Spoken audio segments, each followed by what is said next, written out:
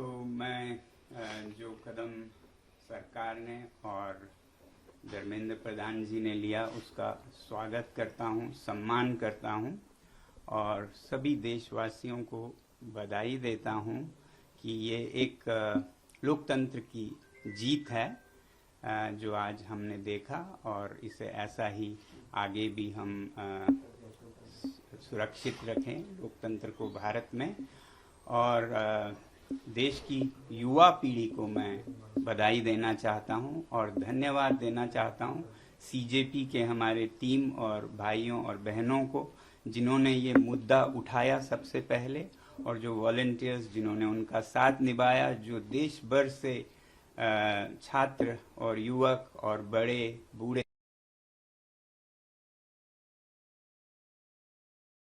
लोकतंत्र के लिए खड़े हुए, उन सब का सम्मान करता हूं मैं।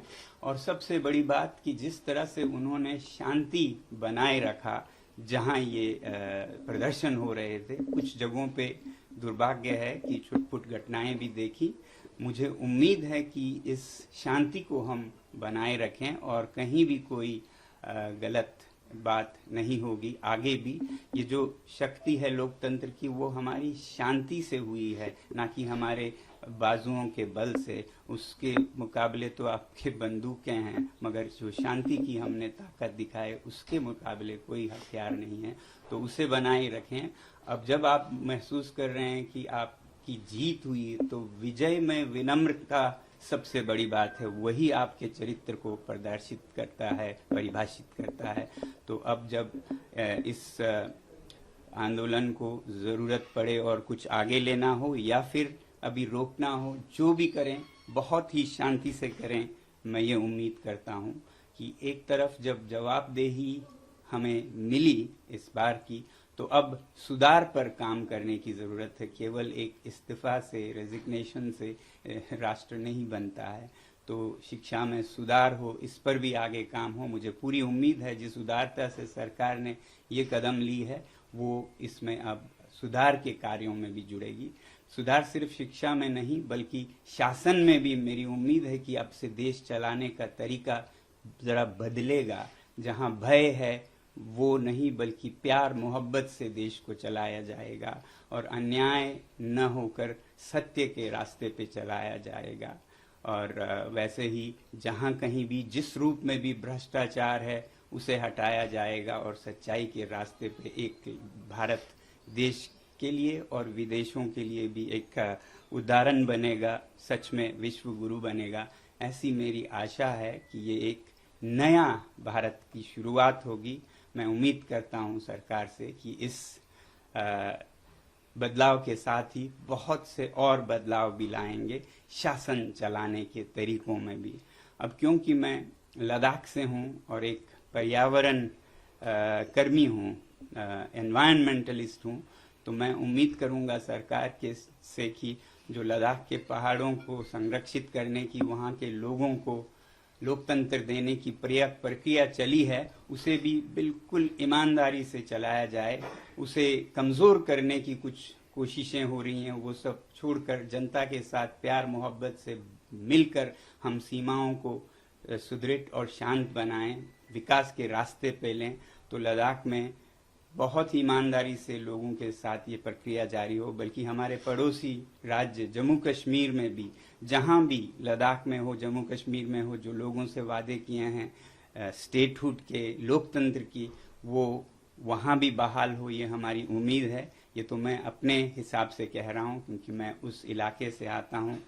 तो बाकी देश में शिक्षा में खासकर सुधार हो, बदलाव हो। किसी भी बच्चे को, किसी भी अभिभावक को जो इन बच्चों को गुजरना पड़ा उसमें न गुजरना पड़े। मैं आभारी हूँ पूरे देश का और युवा पीढ़ी का और सरकार का भी बहुत बहुत धन्यवाद।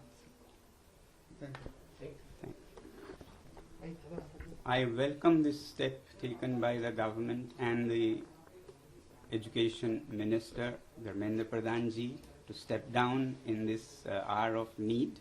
They have shown sensitivity on the part of the government, and I want to congratulate the nation. It's a victory of democracy, and we should all cherish it.